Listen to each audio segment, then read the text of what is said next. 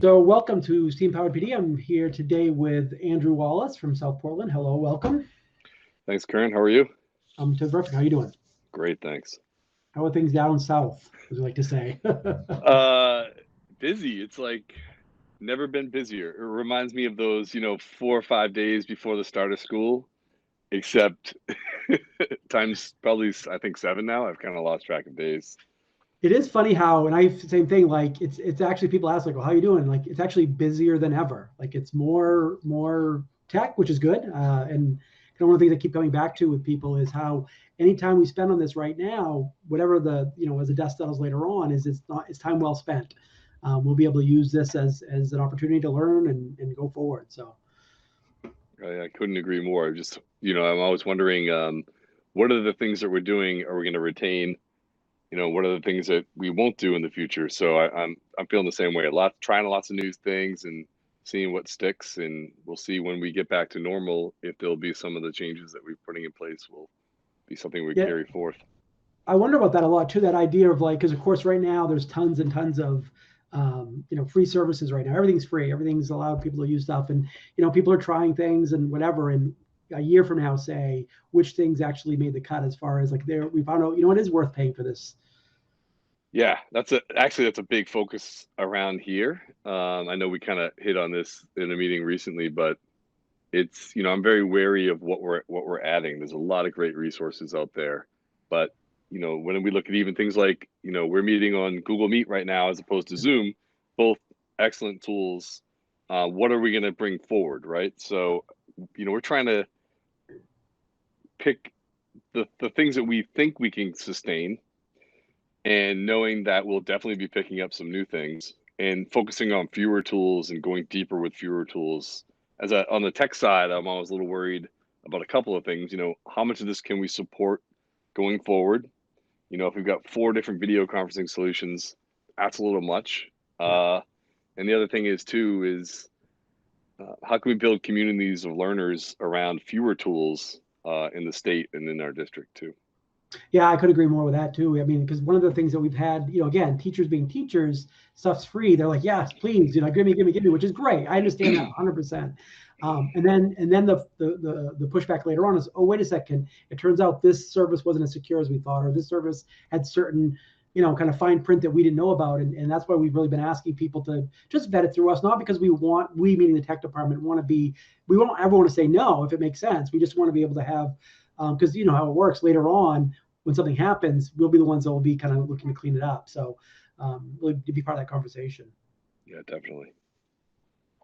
Have you found what have you found working so far? You think your staff or you or?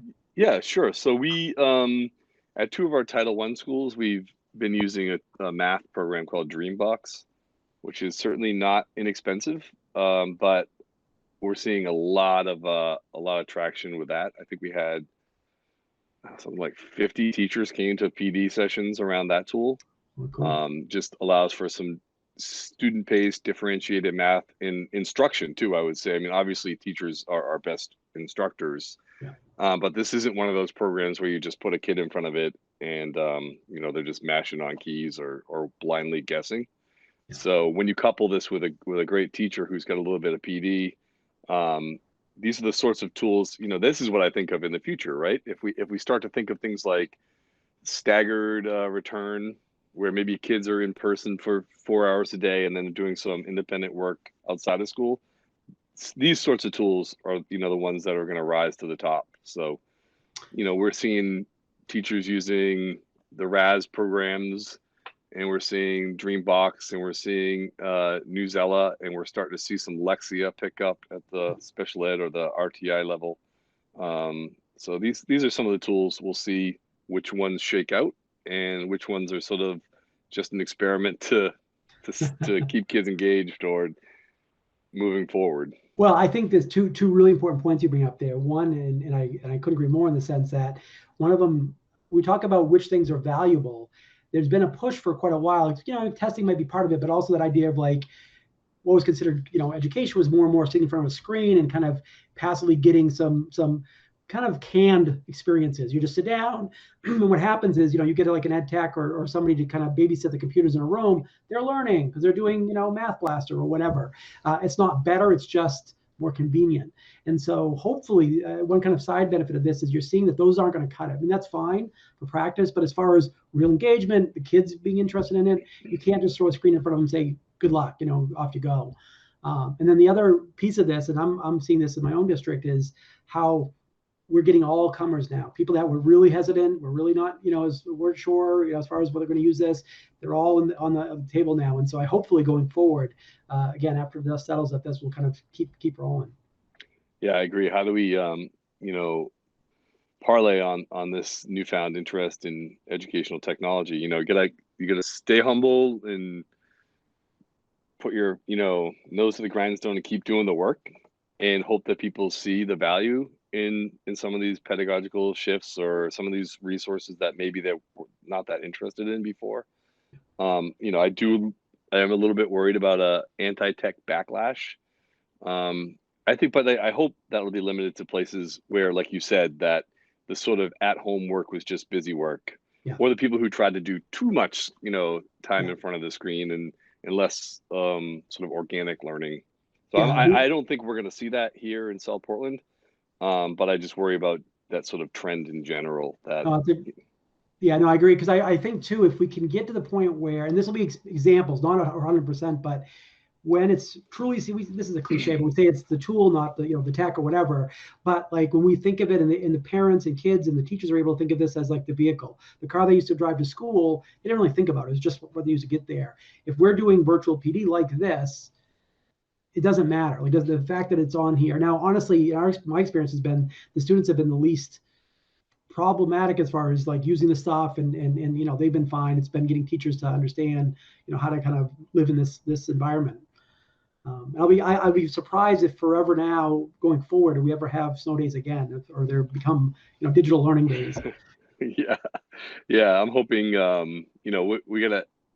we're doing the work here, but I think of like pre-service programs, those shifts, they've got to be making shifts and getting our next generation of teachers prepared to teach in this sort of model. Couldn't agree more. Yeah, because it's not even the case of like them using this like we're doing right now, kind of, I've joined a class, I've joined our own class. That's cool, but you have to have taught in this environment. It's a very different animal. If you're the one doing instruction, you're kind of trying to wrangle a group of kids, virtually, and how does that work? We've been having a lot of discussions about virtual classroom management. What does that mean? It's not the same. We've had a couple individual students who've had issues, had parent, calls to mom and dad or whatever to take care of it. But worst case scenario, if they can't handle this responsibility of being in this environment, what do you do and how do you manage that? So these are just realities that we're dealing with now. Yeah, that's an interesting way to think of virtual classroom management. I hadn't thought of that phrase, but it's very true.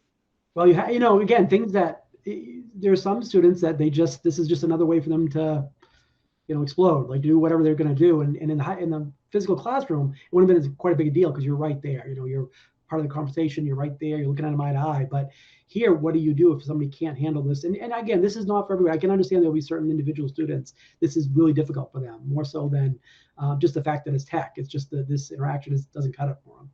Yeah. Well, interestingly, I'm really interested in checking in with teachers about, and even families about, who are the kids that regular schooling wasn't working for, and does this work for them, right? So I can see this sort of, this element of self-pacing being really beneficial to certain kids where that sort of like that time frame just didn't cut it for them. I was hearing from an acquaintance whose son had a hard time with transitions, right? They weren't quite done with that learning. They weren't done with the effort they were putting into that.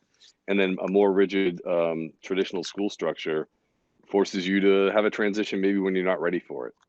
Yeah. So it'll be interesting to see the people who this really works for, and does it lead to us exploring more asynchronous delivery styles or self-paced, instructional styles or learning styles.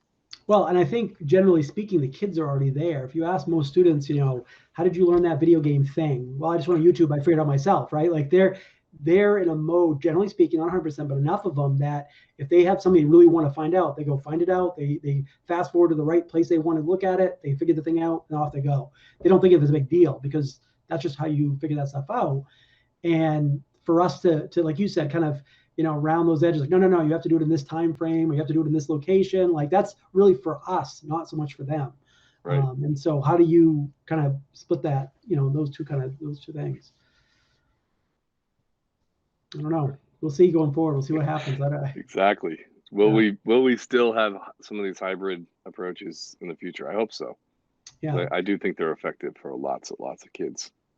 Well, I think it'll be a case where the reasons why at one point there was an argument like, well, that can't be done.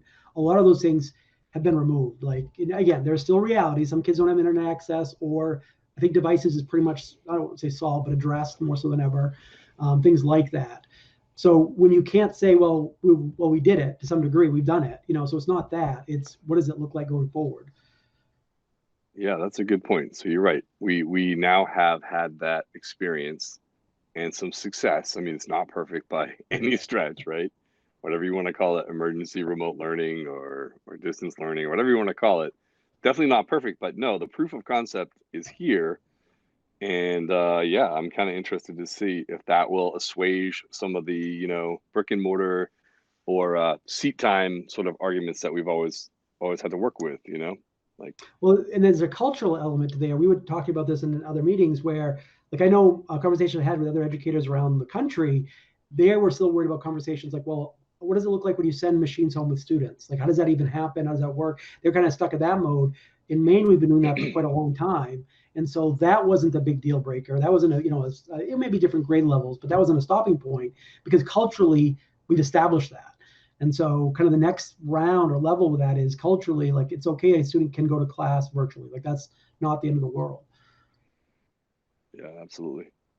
No, we do have a nice advantage in that we have that experience of sending devices home and having parents ready for those devices. Although, like you said, not our youngest learners, the parents weren't quite ready, but right.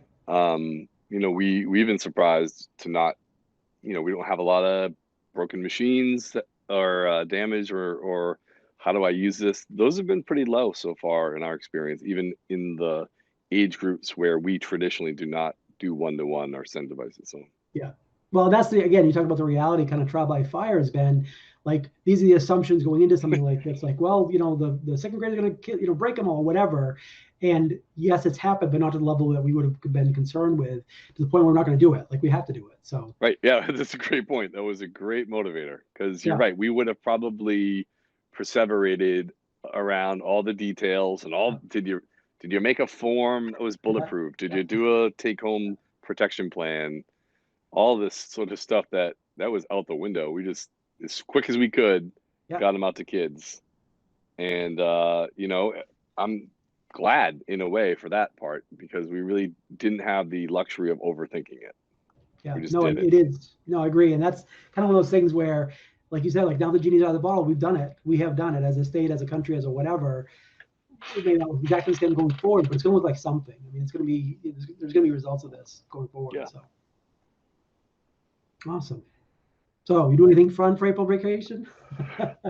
No. I'm walking a lot. I'm trying to get out and walk every day. I'm supposed to be in Italy right now. Oh no. Yeah. No, this is going to be traditionally for me. Vacations are a good time to get work done when there's less people around to support. And there's certainly less physical people around to support right now. But, when you add on the families of, 3,000 kids, that's been a challenge, but we've been lucky. We set up a couple like really dedicated support lines and avenues for families around Google Classroom and really specifically around Seesaw, which has been the main vehicle of communication with families pre-K to 2 rather. And once we got people going on that, I mean, once you establish that communication with the families and that opportunity to, either through Google Classroom or Seesaw to provide that feedback loop and turn-in loop, you can go anywhere from there. Yeah, But that yeah, was the you're hardest halfway part, done. was getting that initial connection. And once that's established, then the teachers can layer on the more complicated elements if that's what they choose to do. Did you have Seesaw in place beforehand, or did you add it on right now? We did. And last year, a couple of my teachers approached me and asked if we could buy the full version of it. And they were devotees, and they a handful of them agreed to become Seesaw ambassadors and support it. So it really was very grassroots, and they started using it. It got some pretty good adoption. I did go back and look at the statistics, and we're up like 5x the usage from this time last year. But Sure. even then, it was so it really was an organic thing. It wasn't anything we pushed from the district level. We saw potential in it. I Yeah. mean, you can't help but thinking, when you buy the full version, you can't help but think portfolios, right? Which is always a Right. goal of lots of districts, gathering artifacts that prove learning or demonstrate what kids can do. So that was natural, and it was very, it wasn't like insanely expensive. It's probably, I'm glad we did it last year. But I'm hearing other districts that just picked it up and they're also having success. So Yeah, I know we looked at a bunch of obviously systems, and we didn't go with it right now again because it would have been new, so that would have been hard, on top of everything else. yep, But I also question, and again, this is good proof of that, is some of these services. I know a lot of teachers are like, what about XYZ? Pick something, yeah, and because they're free right now, and because so many places are hitting them so hard, like it might be fine for when a month ago or 3 months ago when it wasn't quite so many numbers, but all of a sudden millions of people join. What does that do to right. their back end? So it's good to hear something like a Seesaw is fine. Yeah, no, they've been wonderful. So I'm glad, so that's one that I think is going to Yeah, endure as a company and will and do really well in the long run. yeah, awesome, cool.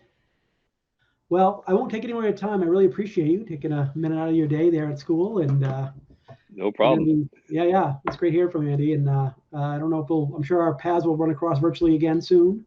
You got it. Absolutely. And thanks for providing PD for Maine educators. It's really Yeah, appreciated of and course. vital right now. Yeah, no problem at all. All right, thanks. All right, Karen, see you.